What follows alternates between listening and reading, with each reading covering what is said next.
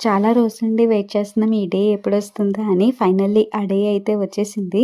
Luggage ready, మేము ready. అదేంటో మా లగేజ్ కన్నా మా వాడి లగేజే ఎక్కువుంటుంది. ఆల్మోస్ట్ అందరి పేరెంట్స్‌కి ఇది రిలేట్ అయిందే కదా! సో, అందరం కలిసి చాలా రోజుల తర్వాత ట్రైన్ జర్నీ అయితే చేస్తున్నాం మా బుడ్డోడితోటి. అందుకే వాడు తెగ ఎక్సైటింగ్‌గా ఫీల్ అయిపోతున్నాడు.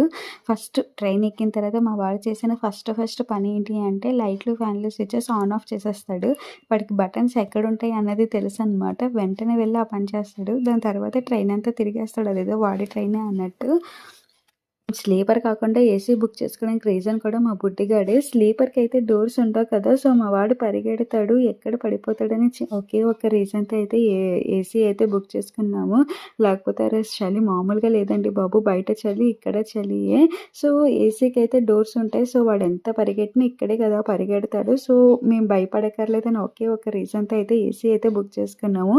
అలా నైట్‌కి 8:00కి ఎక్కితే నైట్ 11 వరకు తిరుగుతూనే ఉన్నాడు. తిరిగి అప్పుడు పడుకున్నాడు. సో, మార్నింగ్ మా ఎగ్జాక్ట్ టైంకి మా డెస్టినేషన్‌కి అయితే రీచ్ అయిపోయాము. అసలు మేము ఎందుకొచ్చాం, ఎక్కడికొచ్చాం, ఎన్ని ట్రిప్ వేసుకున్నాం అది నెక్స్ట్ షార్ట్స్‌లో చెప్తుంటాను. సో, చలో బాయ్.